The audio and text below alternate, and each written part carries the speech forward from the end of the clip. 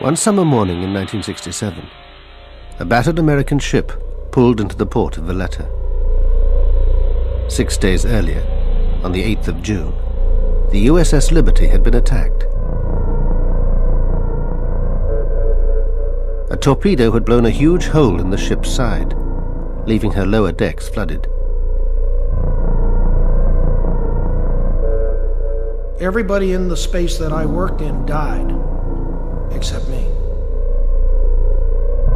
Lost too was some of America's most sensitive electronic intelligence equipment, because the Liberty was a spy ship.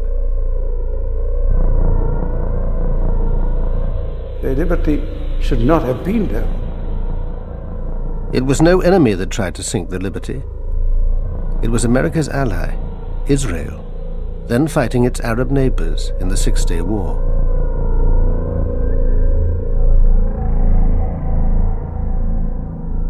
The survivors have always said the attack was no accident.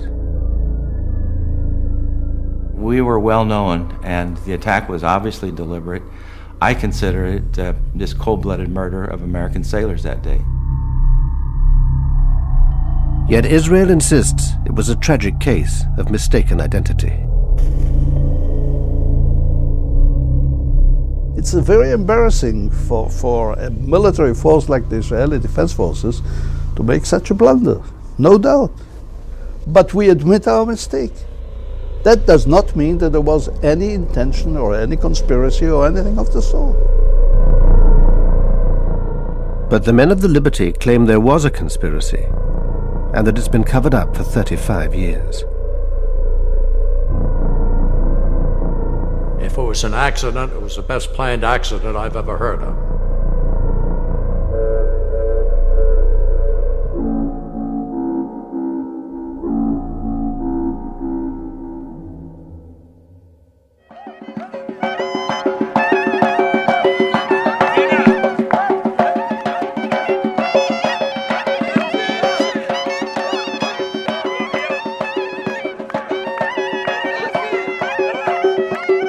If Jews today can gather at their holiest site, the Wailing Wall, it's because the Six-Day War brought them control of Jerusalem's old city.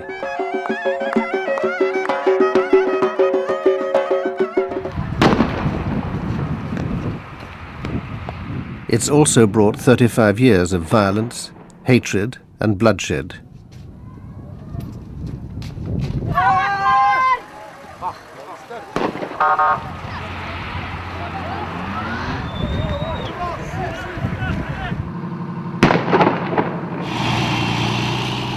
Since 1967, Israel has become the dominant power in the Middle East, thanks to its alliance with the US. It was a turning point in our relationship with Israel. Up until that point, we had avoided being a major arms supplier to Israel.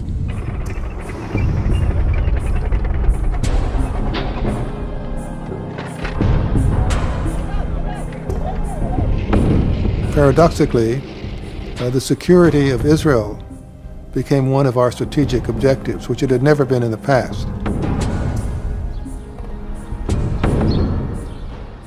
For 35 years, the Liberty veterans have been campaigning for justice and a full inquiry into the attack on their ship. We need you because it's what keeps us going. We can't do the things we want to do without your help. We have never learned why it happened that day,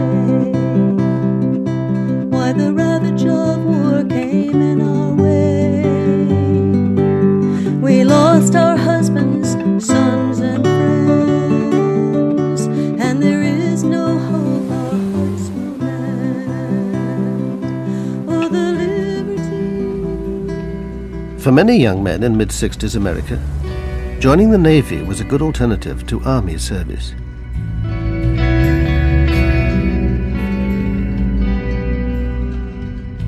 It was kind of funny. I didn't want to go. It was Vietnam. My friends were coming back in body bags, and I put it off for a month. I got a second notice, and I figured I better do something, and I went and enlisted in the Navy, and went into the Navy and 13 weeks later after boot camp, I got onto the USS Liberty. Rankowski didn't yet know it, but the Liberty would also be on her way to war. While America was distracted by Vietnam, the Soviet Union was extending its influence in the Middle East.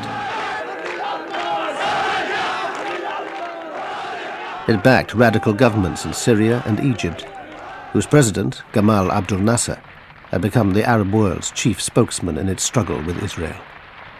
Egypt was under enormous pressure at the time. Pressure by their Arab partners. I remember the Jordanians calling President Nasser and telling him, "You are only bragging, you are not doing anything, you are letting down your Syrian allies," and things like that. And they saw it as a necessity to do something to help.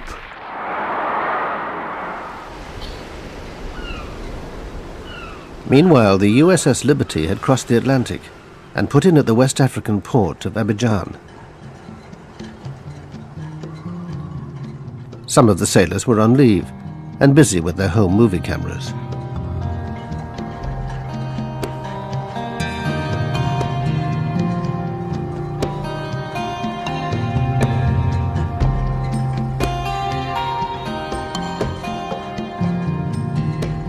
The Liberty was an unarmed ship designed to listen in on electronic communications and pass intelligence on to the highest levels of the US government.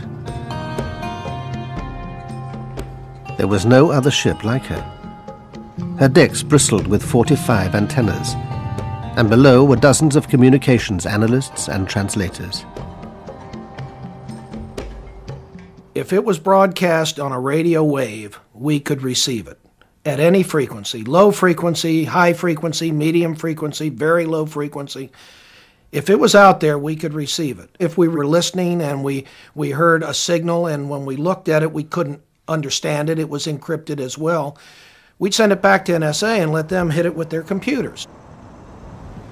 NSA, the National Security Agency, is America's top secret organization for handling electronic intelligence. From its headquarters outside Washington, it controlled the Liberty as she cruised slowly along the west coast of Africa. In May '67, Nasser moved thousands of Egyptian troops into the previously demilitarized Sinai Peninsula. Israel and Egypt now confronted each other head-on, though the saber-rattling didn't mean war was inevitable.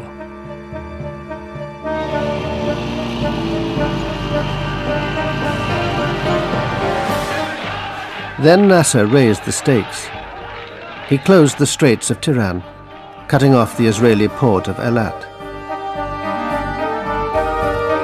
Israel saw this as an act of war and began to mobilize. In fact, Hawks and the Israeli government had been waiting for a showdown with the Arabs. Both sides now prepared for war. Soon to be caught up in this was the USS Liberty. Her commander, William L. McGonigal, had been in the Navy since World War II. The crew included highly trained code breakers and radio experts, like Dave Lewis.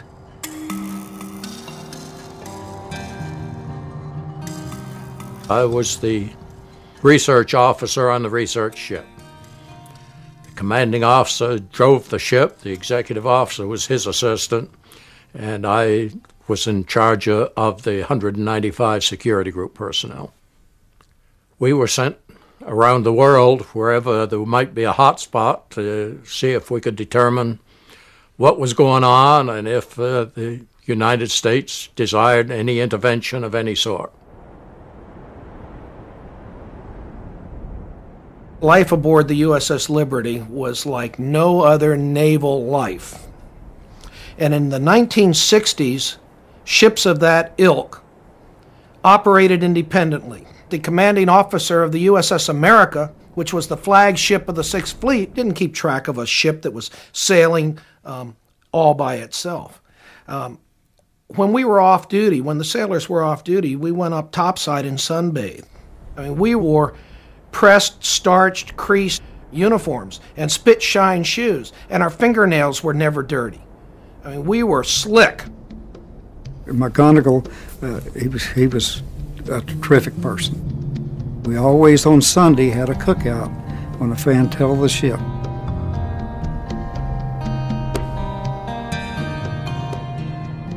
Being aboard the ship was really something. It was fun, like going from Abidjan, Ivory Coast, all the way down to Cape Town.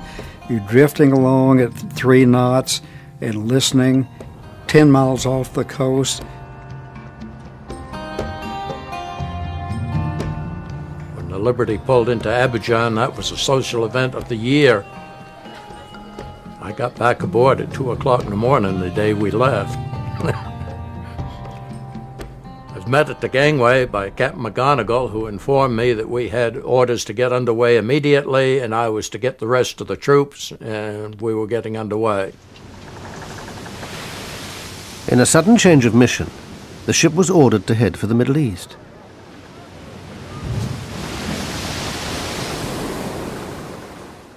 "5,000 miles away in Washington, Israel's hardline spy master, Meir Amit, was making a secret visit to his friends in the CIA and the Pentagon.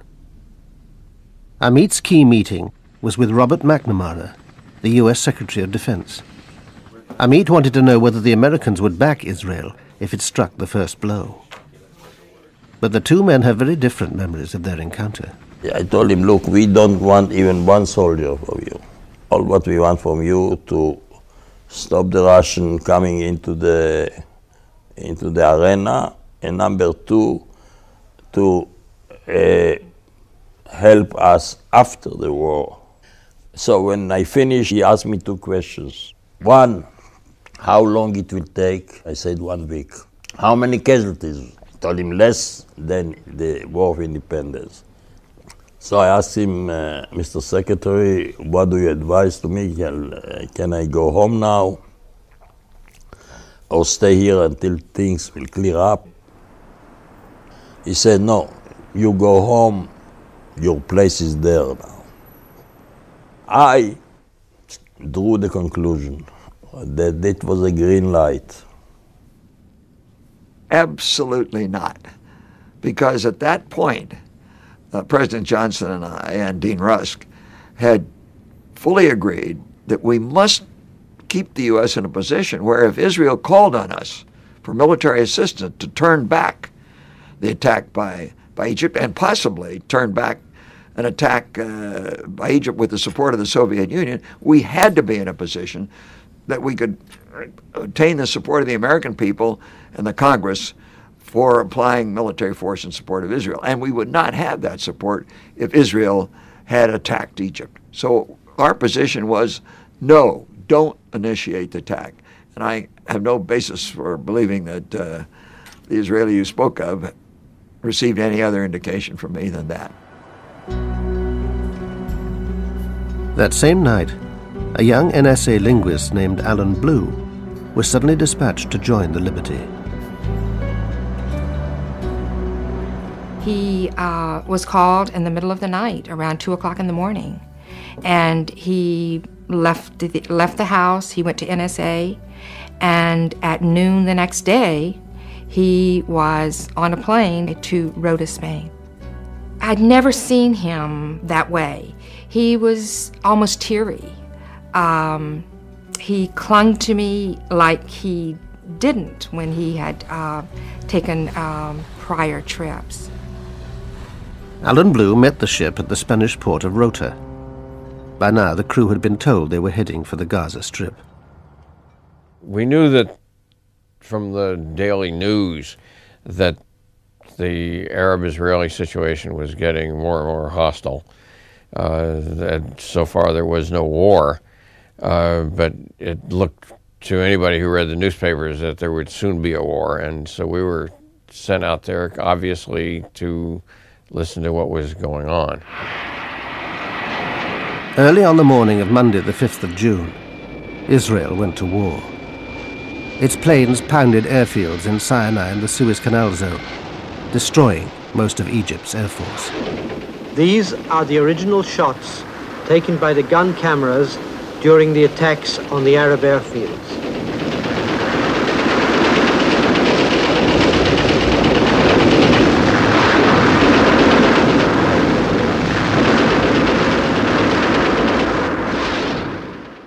The fact is that they didn't have a clue when we came on. They were completely caught by surprise. They were having breakfast, or immediately after breakfast, some coffee, and boof, up we came on 9 airfields, 2 in the Sinai, 5 in Egypt, and 2 in Upper Egypt. And then we had the second round, and the third round, and the fourth round. Once again, the actual aerial combat shots taken by the Israeli gun cameras.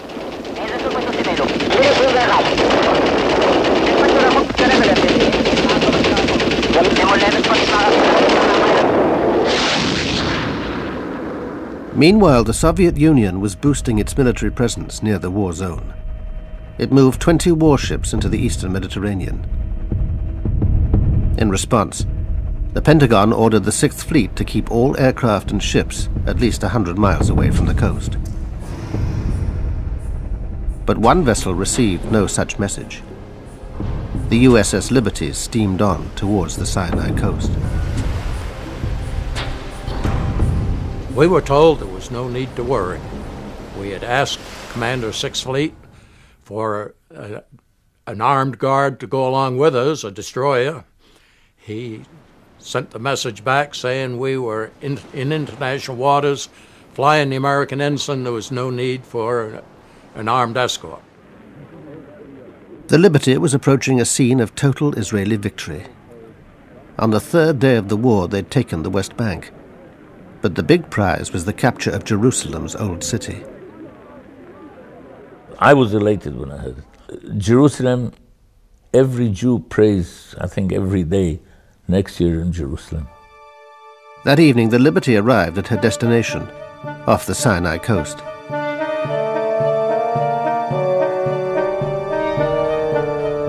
Thursday, the 8th of June, dawned fine and clear. But the war was still raging, and Israeli planes flew out from the Sinai Peninsula to check on the Liberty. Reveille was at 6.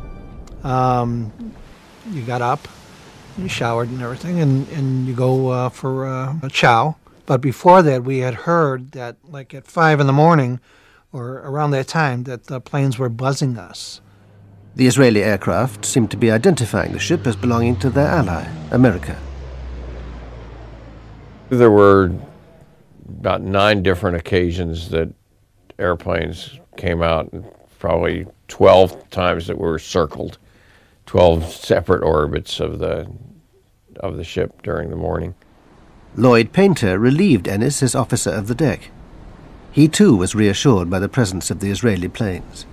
I remember vividly looking out through the portholes, looking down on the 01 level, and seeing all the officers sunbathing.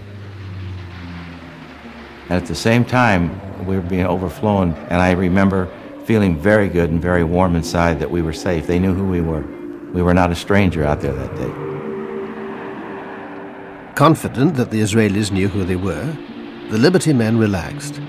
A new flag was flying, visibility was perfect, and they'd received no orders to leave the area. That sense of security was about to be brutally shattered. At 2 o'clock in the afternoon, the officers on the bridge spotted 3 Delta Wing Mirage jets. I saw them come at us. In fact, I was looking through the porthole when the jets came down and leveled off on us at attack attitude. To my surprise, there were red flashes under the wings, and missiles, rockets started hitting the ship. But the portholes were blown out instantly. Mine in my chest, the fellow next to me got it in his face, and we all went down on the deck with the force of the concussion from the glass. The next thing I heard down in my space was a panicky announcement on the loudspeaker 1MC. General quarters, this is no drill. General quarters, ship is under attack. And you hear ping, ping, ping, ping. The decks above were being shredded. Attempts to send an SOS message failed. the Liberty's frequencies were being jammed. You'd have to know what frequencies we were going to come up on. To know that, you'd have to know that we were an American ship. If you knew we were an American ship, you knew what frequencies we were going to be on because you knew what the fleet frequencies were. Duh. Hello. The attackers knew their target, but they were keeping their own identity well hidden. During the attack, no one saw any markings, and some of the men have told me later that they made a special effort to identify them, and they swear that there were no markings, that these airplanes were unmarked. They took out all of our transmitting antennas and shortly thereafter deposited napalm on the deck. It appeared to me that it was the intent of the attacker to take out all communications and keep all people off deck so they couldn't reestablish any sort of antennas or communication system. If it was an accident, it was the best planned accident I've ever heard of. The only reason we got the SOS out was because my crazy troops were climbing the antenna string and long wires while they were being shot at. At the end of the air attack, 8 men were dead and 75 injured. But the worst was yet to come. We immediately cast off our lines and rushed out. I at least didn't know why. The sea was very calm and a bright day. I think it was around midday, or maybe a little before that, but around midday. And only on the way we were told there was an unknown vessel to the south of us, or southwest of us, and we sped over in that direction. Very soon we did see a ship, clearly a naval vessel. The last thing I remember is the captain on the intercom system saying, "Stand by for torpedo attack, starboard side." Down below the waterline, the men in the engine room got ready to die. Torpedo's coming in, it's going to open that boiler up, and you're going to die instantly. It's going to be like an atomic bomb, because that cold water, when that cold water hits that boiler, it's operating at full, there's just no hope. So all of us 19-year-olds, the best place to be is right there. You're going to get it. You're going to give it up right then and there. So torpedo attack, we waited, and they said it went by. And this went on like 4 different times. The torpedo is simply dropped into the water.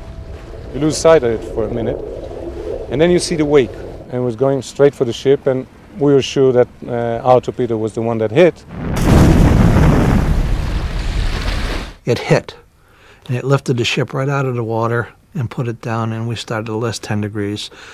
But it was a slow list, and it was going. And I said, my God, we're going to flip over. I was one of the fortunate ones. A temporary bulkhead wrapped itself around me, and the heat of the torpedo exploded all of the paint onto my skin. So I was black, but it was all superficial.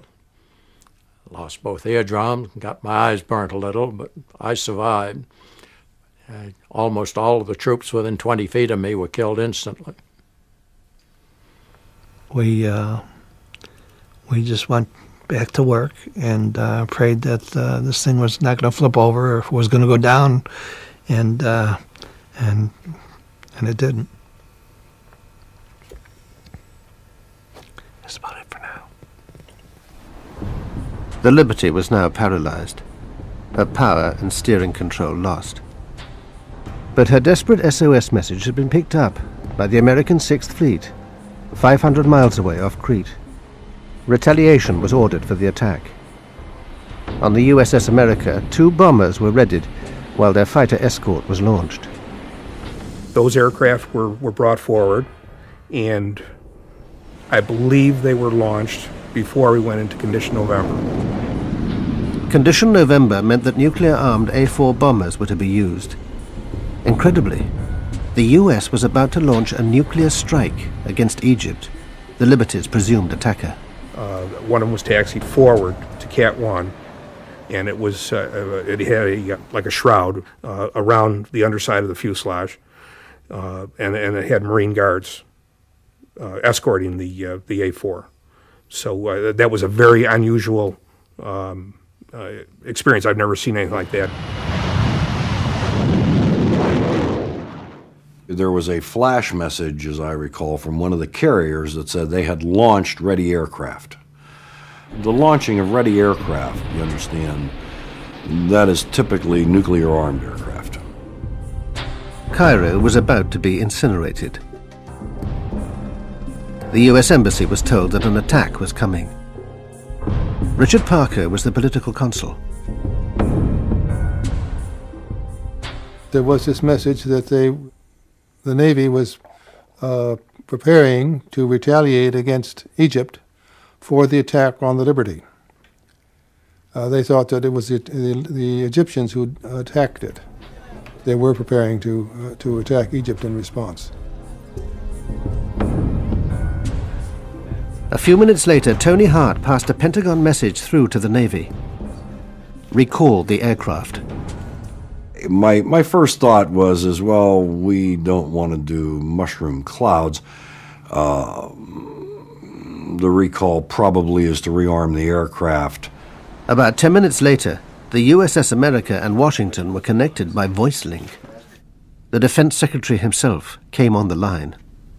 McNamara directed Comm 6 Fleet to recall the aircraft, and Comm 6 Fleet said, "Are you sure?" And he said, "Absolutely certain. Recall the aircraft." The attack on the Liberty had triggered an extraordinary response. Nuclear-armed planes had been on their way to Cairo. A nuclear strike had been minutes away and had only just been averted. But it seems McNamara was also unwilling to send aircraft directly to help the Liberty. The fleet commander asked for permission to send a rescue flight of conventionally armed aircraft. The admiral was talking to McNamara and asking for permission to relaunch the ready aircraft, relaunch any aircraft. And McNamara said no, that no aircraft were to be launched. McNamara is the boss, you know. He doesn't have to explain why he says what he says.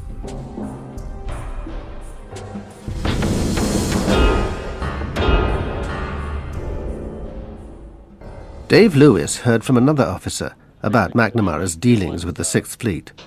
I'm Admiral Larry Geis, the commander of Task Force 60. He was very upset.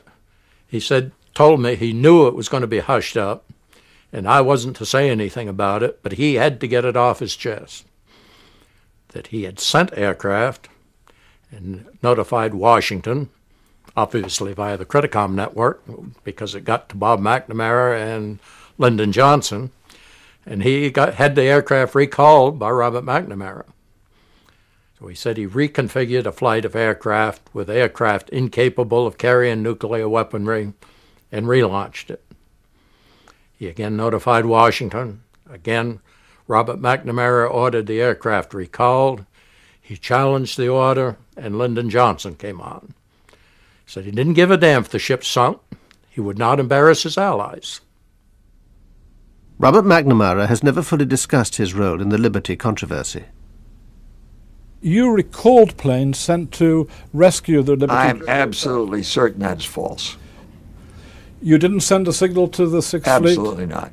I don't know what the hell happened, and I haven't taken time to find out.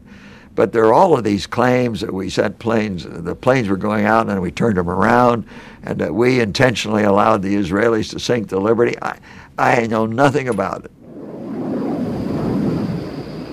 While the Sixth Fleet was launching and recalling its aircraft, the Liberty was still under attack by the Israeli torpedo boats. You could see these machine gun bullets going through and ricocheting off all the metal that was down there. And actually, some were going into the boiler. They're trying to explode the boiler, and they knew what they were doing. We basically were dead in the water. The word came down, prepare to abandon ship. That meant prepare only, go up and get ready, get near the life rafts. Well, I went up first, popped the hatch, looked out for the life rafts. They were either gone or burning. And at the same moment, I looked to the stern of the ship and I saw one of the torpedo boats methodically machine gunning one of our life rafts that had floated back. We cut the life rafts loose because they were burning or had been damaged. And they floated back behind us, and he was machine gunning the life raft. And I knew that had there been anyone in there, they certainly wouldn't be alive.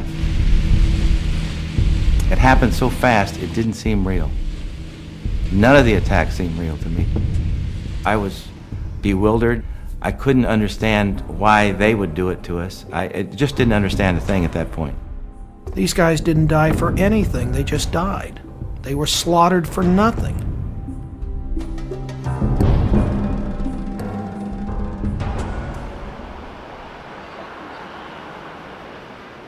The assault was over, but the cover-up was about to begin.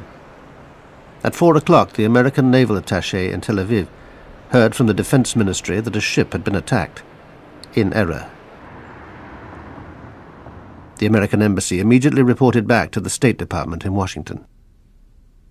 I was the first one that got the word, and my immediate reaction was it could not have been an accident. Shortly before 10 in the morning, Washington time, the news was passed on to President Johnson. He was rather inclined to agree with my view was that it had to have been an intended attack. Johnson's belief that the attack was deliberate is preserved in the minutes of a White House meeting the following day. Also present was the CIA Director, Richard Helms. And I know that for the first 24 hours, the president was furious that something like this had gone on. Whatever Johnson's inner circle thought privately, officially they accepted Israel's apologies and its explanation.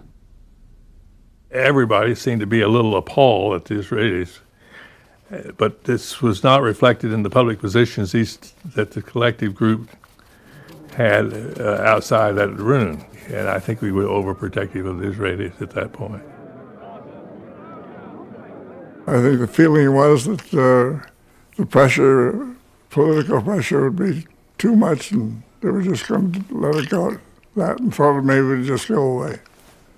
As a matter of fact, he said to me, standing in the cabinet room one day, "Have you looked at the New York Times? The attack on that American ship is on page 29, when it should have been on the front page." And then I guess various people got at him and so forth, and he changed his mind. But or I don't think he changed his mind, he just changed his actions. President Johnson's public stance allowed Israel also to cover up the attack.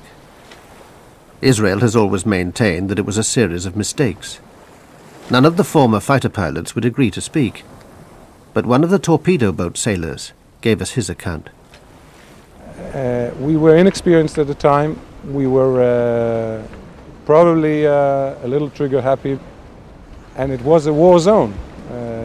No one should have been there, and anybody who is there is doing it at his own risk. Israel admits the reconnaissance planes had identified the Liberty during the morning.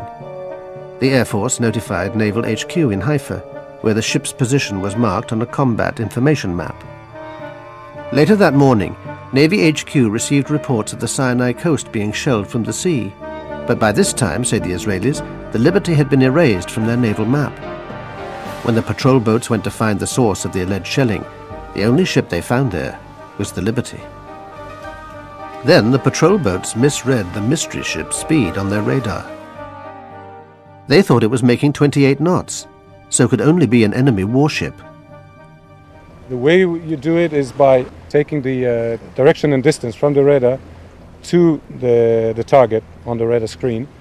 And if you do it for a short period, for just several minutes, the differences in the speed can be fantastic. Anything between going backwards and 30 knots forward. So that's a very normal mistake. And so the Air Force was summoned to catch the fast-moving target. Then, says Israel, the sailors made another fatal mistake, confusing the ship with the El Qusair, an Egyptian transport vessel half the Liberty's size. It looked very similar to the Alcocer. There were some differences, and again, you have to remember that she had already been fired upon by the airplanes. This was when word of the attack first reached the head of the Navy, who happened to be Udi Arel's father. He'd been at Haifa Harbor, out of radio contact, and had just got back to Navy HQ. Of course I was furious. The minute she was torpedoed, and it was clear to me actually that she couldn't have made 28 knots. So I actually immediately ordered definite identification. And then he reported that the flag was going up, was being hoisted. And then his first identification was Soviet. I said, oh my God. Come closer. He came closer and he identified her as an American ship. Whatever the ship's identity, the Israelis vehemently denied that they'd ever fire at life rafts in the water. I don't believe it. I never saw such a thing. There was nothing even resembling a life raft, and we certainly didn't shoot at it. We are taking part of the blame, but only part of the blame. We made most of the mistakes. They made many mistakes on the spot, and by the fact that the Liberty should not have been there. But the evidence points to Israel knowing the ship's identity and wanting it sunk fast. This U.S. Air Force intelligence analyst was following radio intercepts of the attack. The communications I had in my hands originated from an Israeli flight commander. Evidently, from his questioning to the ground control, one can deduce that he had been given specific orders to attack that ship before he left the ground. And when he saw it was an American ship, he questioned those orders. And he questioned those orders to his ground control. That same conversation that I had in my hands specifically noted that the ground control said, proceed with the attack. And there was still doubt in the Israeli pilot's mind. And he said, no, this is American, repeat those orders again. And he was told flat out, do attack this ship.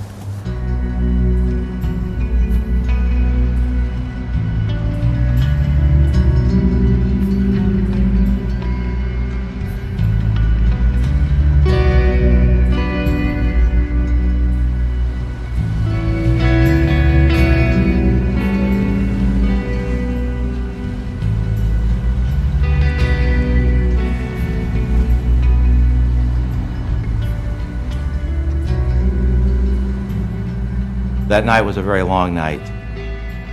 I'm thinking at that point, I hope we don't sink, because I knew the extent of the damage. I'd been down and taken a look at it, and I knew that we were in bad, bad shape. We had a lot of dead folks, a lot of gravely wounded folks on that ship, including the captain, who toward the end of the shift, toward the end of the 15 hours, had regained consciousness and was sitting up in his chair, but not saying much, just sat. Help was finally on its way. Ships from the 6th Fleet were steaming towards the Liberty and would reach her the next morning. It was quite a sight to see so much of a flotilla there, the carriers. We looked and we said, God, what a flotilla. Where the hell were you? Why didn't you come? And I mean, everybody aboard the ship said the same thing.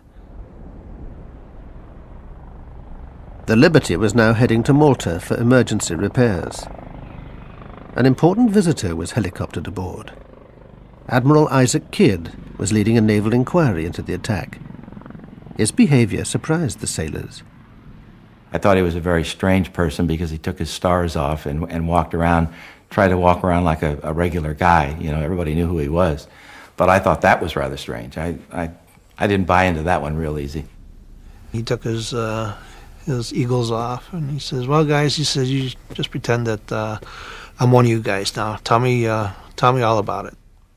So they told what they seen in that, and after a while, he put his pins back on, and he says, I don't want you guys talking about this at all to anybody, your shipmates. Don't be giving any interviews here while we're in Malta. He says anything that has to be told through your division officer, through your captain. Don't be talking to your family about it. I mean, he was very specific.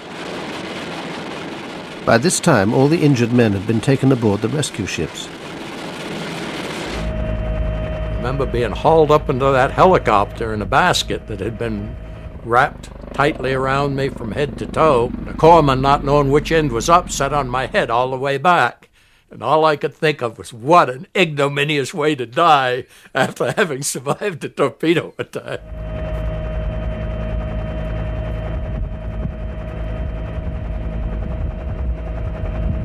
They took the wounded and the dead off and took them to the USS America, where we were then taken into their hospital area. That was when the Navy and the might of the United States Navy was really with us. Up until then, it hadn't been.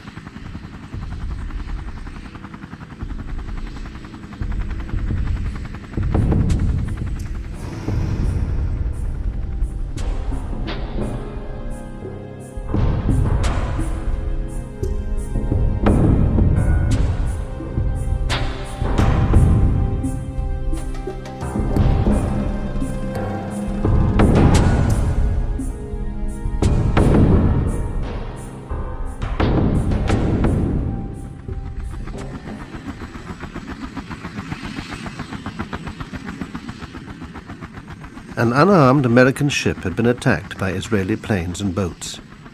34 sailors were dead, and the US had done nothing to help. For the first time in 35 years, we can explain why. The theories cast light on the tangled web of American-Israeli relations. Some people suspect the ship might have been overhearing information on Israeli operations in the Sinai. I think they intended to attack the ship. Exactly why they wanted to, I'm not sure. They may have felt we were, with the Liberty, we were listening in to some conversations and other things that were going on that they didn't want us to know about. And they had been engaged in some pretty outlandish stuff in the course of the war. And I didn't think they wanted us to know all the detail of that.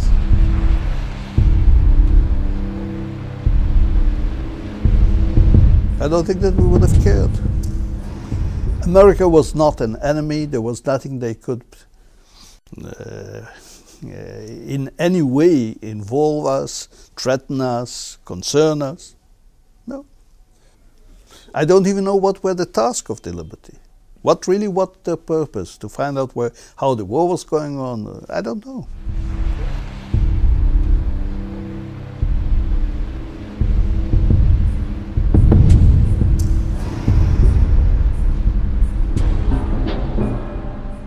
But there's a broader theory, that the attack was intended to be blamed on Egypt, and would therefore draw America into the war, and was carried out with the foreknowledge of certain people in Washington. The Liberty's captain had always suspected this was the case. In 1997, at Arlington Cemetery, he broke his 30-year silence. For many years, I had wanted to believe that the attack on the Liberty was pure error. It appears to me that it was not a pure case of mistaken identity. I think that it's about time that the State of Israel and the United States government provide the crew members of the Liberty and the rest of the American people the facts of what happened and why it came about that the Liberty was attacked 30 years ago today. Less than 2 years later, McGonigal himself would be buried at Arlington.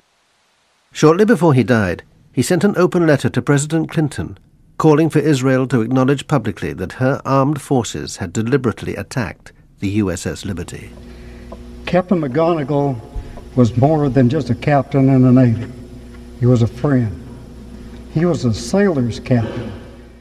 Towards the end of his life, McGonigal confided in his old friend, the chief engineer. Captain and I was real close, and every time I'd see him while he was in the hospital, he would cry, and he called me a few years, 2 or 3 years before he died. He was going to be in Washington for me to come up there, and I sat in a room with him. We chatted a while, and then he got started telling me that those SOBs really did us in, George. And I said, what are you talking about? McGonigal went on to say that if the Liberty had been sunk with all hands, the blame would naturally fall on Egypt and her Soviet backer. We were guinea pigs to be sunk, and then we could say Egypt and Russia did it. That way the United States could have stepped right in and helped Israel. We found evidence that this was part of a larger plan hatched by Israeli and American intelligence to invade Egypt and overthrow Nasser, a plan codenamed Cyanide. A key figure was James Angleton, Israel's closest friend in the CIA, and unique beneficiary of a memorial from Mossad. Jim Ennis first came across cyanide almost by chance. I had gone to the LBJ library asking for, all Liberty documents, and this one-page paper came out of nowhere. Minutes from the 303 committee. The 303 committee was a secret group that used to meet at the old executive office building, round the corner from the White House. 303 committee was simply a device for examining covert operations of any kind and making a judgment on behalf of the president so he wouldn't be nailed with the thing if it failed. Here, in April 1967, the committee met to discuss a sensitive Defense Department project. It would involve the Liberty with a highly risky submarine operation to help Israel. Scribbled on the minutes is a note: submarine within UAR waters, another term for Egypt. Especially the fact that this was in the Liberty file suggested that this had to do with the submarine that was near us and with cyanide and all these other things. Dave Lewis had also heard about cyanide. One of his officers had told him the ship was carrying secret documents in connection with a submarine project. He said, there are sealed orders in my safe for a Project Cyanide that involves communication via submarine in case of war. That's all I know about it. The orders were never opened. When the attack took place, there wasn't time. So I don't know what they said. What connection could this mysterious submarine have had with the Liberty? And why was it being discussed a full 2 months in advance of the war? The operation is still so sensitive that we could get no comment from US or Israeli intelligence. Operation Sinai. If I heard about it, I heard so. What was it?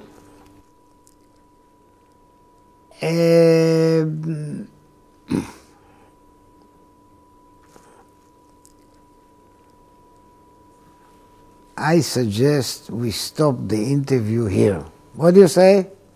Why you want it? Why would you not be able to speak about Operation Cyanide? It's 34 years since.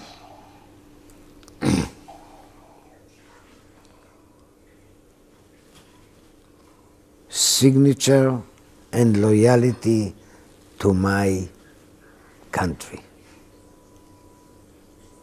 Is it very sensitive?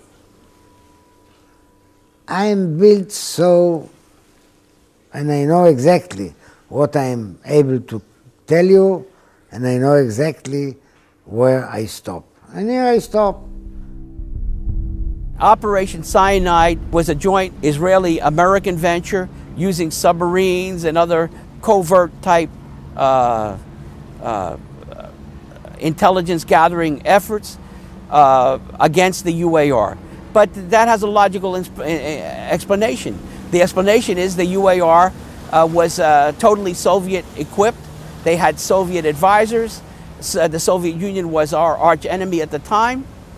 And we were concerned in a volatile Mideast situation with the Soviet problem. We were concerned wherever the Soviets showed up. And they had considerable influence in the United Arab Republic. So there were these joint ventures with Israeli intelligence. We were strategic and tactical reconnaissance photo processing specialists. We flew probably 8 missions that day. All bomb damage assessment, all airports in disarray, lines of aircraft destroyed in place. From what we saw in that film, it was unchallengeable destruction of the enemy. This covert operation was also part of cyanide. Before the war, the team had secretly been sent to an Israeli air base in the Negev desert. The men wore unmarked uniforms and had no ID, while 4 American reconnaissance planes were disguised as Israeli. There was a hurry-up paint job done to the aircraft to identify them as Israeli aircraft, so that they would be in conformance with normal Israeli markings. No, not one single word of it is true. I don't know what is the man. I don't know.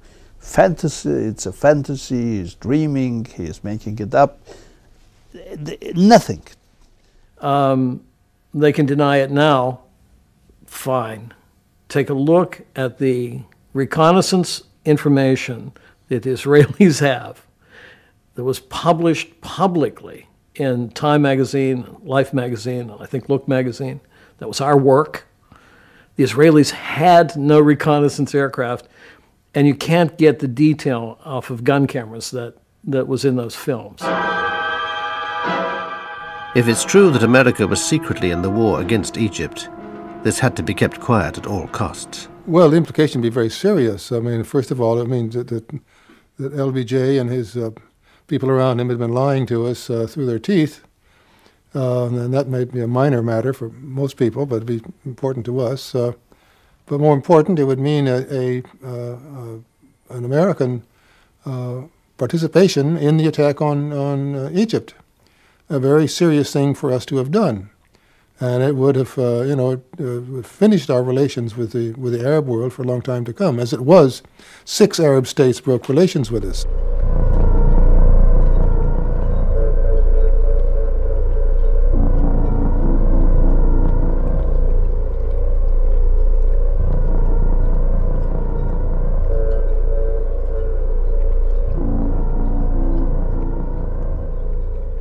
Whatever lies behind the attack, the human tragedy was that 34 young men were dead. Most were killed below decks, and their remains could only be removed when the Liberty finally arrived at Malta. By then, the bodies of 5 others had drifted out of the hole. Only when the dock was drained did the full horror of the destruction become apparent. I remember taking that photograph, and I remember seeing parts of bodies in the cables and wiring that were jammed around, especially in the top part. It seemed like on the overhead, a lot of parts of bodies were hanging there. It looked like a meat locker. We had to go down and start cleaning that up. One of the men killed was Alan Blue, the NSA linguist so suddenly sent abroad. His wife didn't even know he was on the USS Liberty. I was sitting in a park in Washington, D.C., having my lunch about 1 o'clock in the afternoon on June 8. It was a beautiful, clear, sunny day. And about 20 feet away from me, someone had a radio. Administration handling of the June Arab-Israeli war crisis. And I overheard this report on their radio that an American ship had been attacked in the Mediterranean. And my heart sank. Even though I did not know he was on that ship, I was still very frightened. I picked up my lunch. I went inside to my office. I called NSA, and they said, yes, we've been looking for you.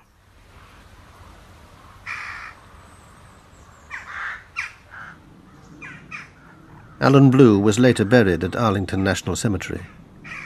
For the previous month, his widow had had to share her house with minders from the NSA.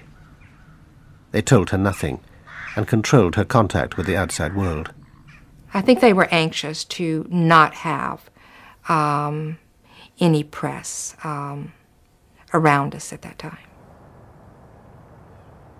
No one from the NSA ever contacted me to explain what happened.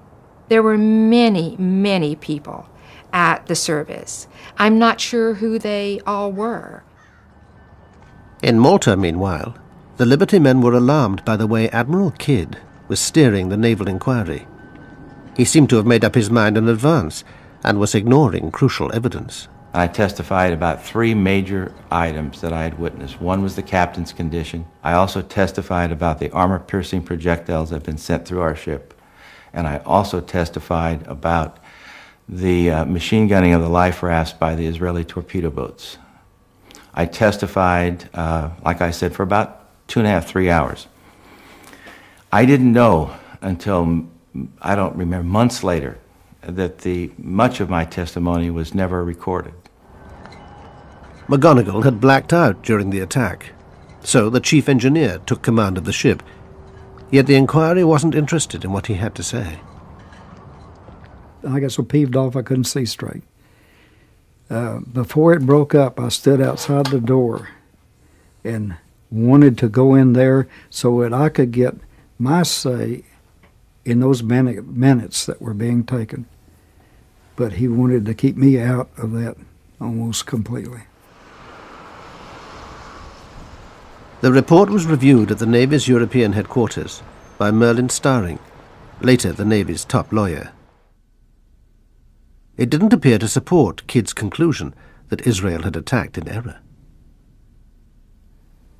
Well, I simply could not find an evidentiary basis for that conclusion. I had considerable trouble with the record in attempting to, as I read through it, attempting to find the evidence, the testimony, or other evidence that would support some of the findings or opinions or conclusions that the Court of Inquiry had drafted and had reached.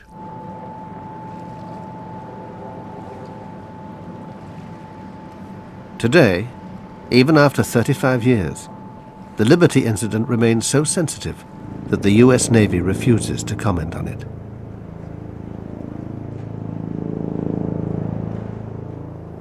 I think there was a cover-up. I think there were details known from talking with some of those crew. It was pretty bad.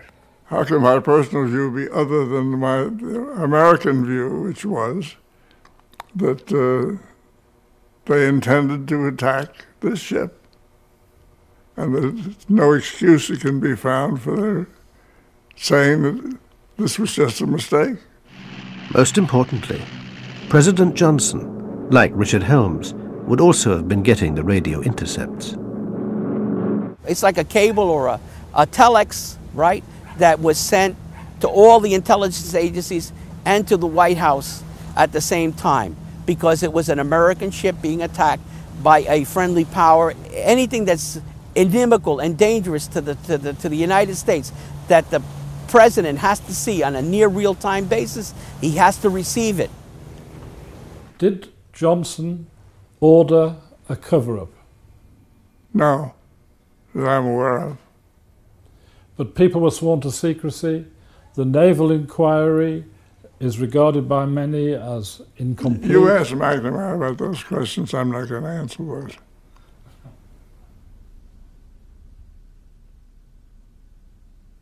I am not saying anything about the Liberty, period.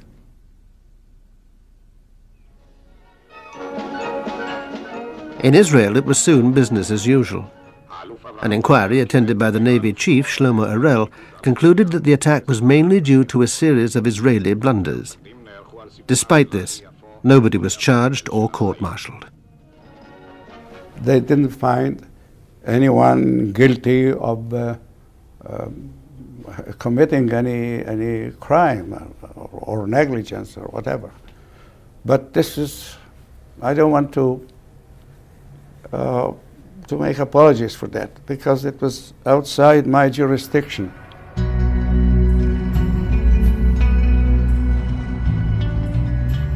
After a month in Malta, the Liberty was patched up and ready to begin her journey home.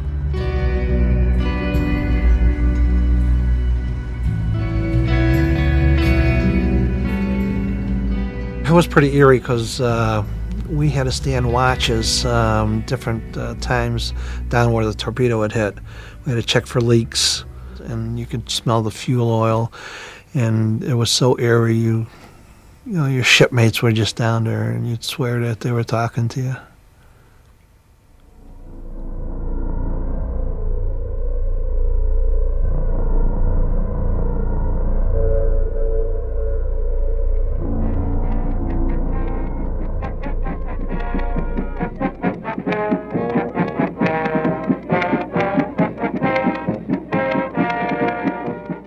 We arrived to fanfare, to local press, and Miss Norfolk, Miss Hospitality, Miss everybody.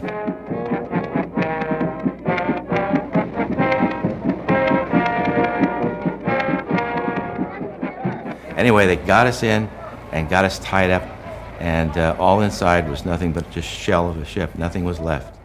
One of the things that bothered me for years was coming home. I'd survived all that other stuff, but the coming home part and facing people who'd lost their loved ones, that was very difficult.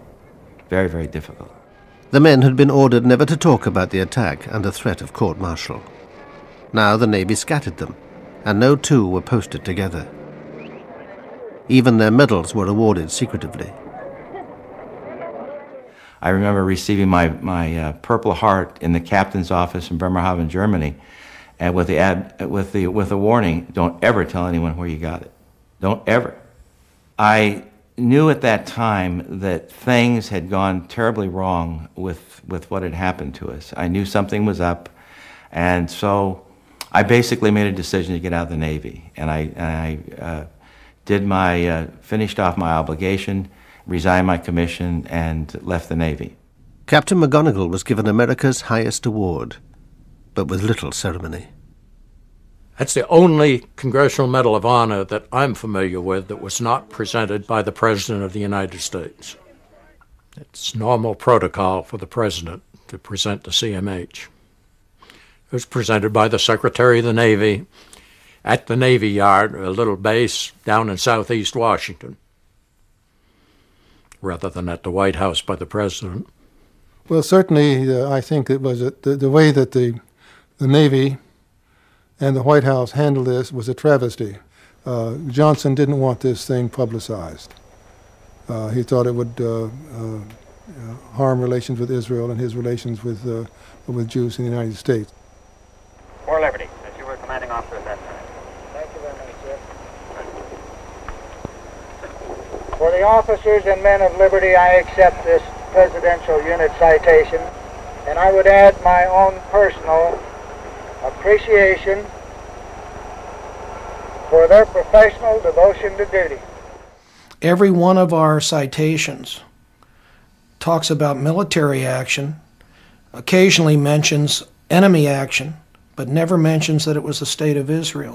For heroic achievement in connection with the unprovoked and unexpected armed attack on USS Liberty in the Eastern Mediterranean on 8th of June, 1967. A Silver Star Medal to Lieutenant George H. Golden. 3 times when told to stand by for a torpedo attack. I witnessed a cover-up take place of the highest magnitude. I witnessed someone receiving the highest medal of the land, someone being promoted, someone given his choice of duty in the Navy for his silence. Nothing more, nothing less. And the silence paid off. The captain never stepped forward until the end of his life. And I only think what could have been if he'd have stepped forward in 1967. But a presidential election was coming up. Nobody in power wanted to let questions about the USS Liberty spoil relations with victorious Israel.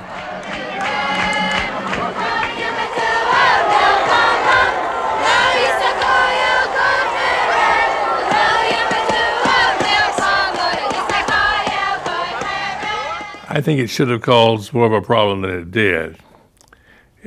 We went on in official reactions to each other, and we renewed our old friendships. Considered we really ignored it for all practical purposes, and we shouldn't have. It was a very bad thing.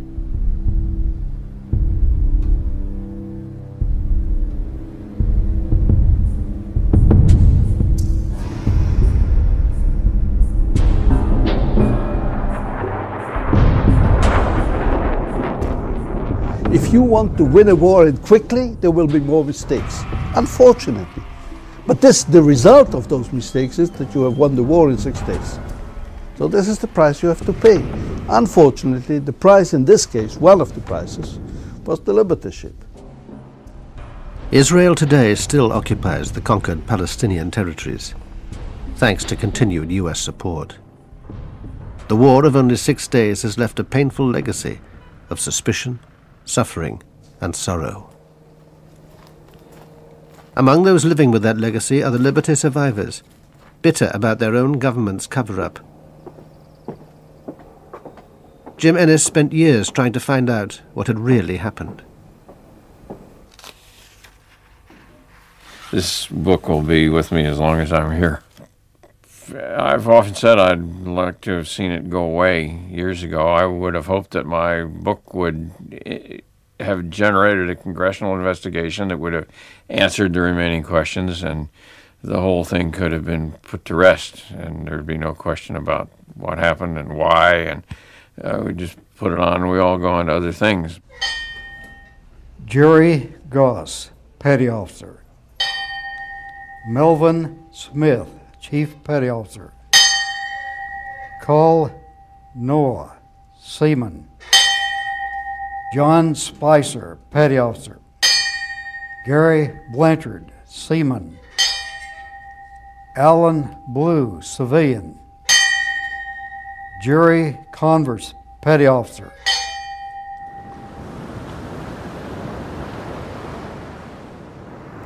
There's 34 guys that can't talk. And there's 34 families that need some answers. And there's the rest of the crew that needs some answers too. I really don't have any malice against the guys who pulled the triggers, because they were the guys that were given orders, do it, because if you don't do it, you're going to be in a lot of trouble. I would like to meet those guys and see what they've had to say to me. People who gave the orders, they got away with murder.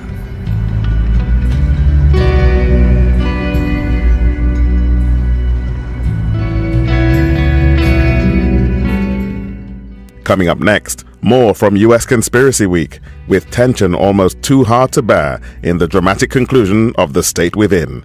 Then at 10, the dangerous relationship between the U.S. military and the arms industry in Storyville.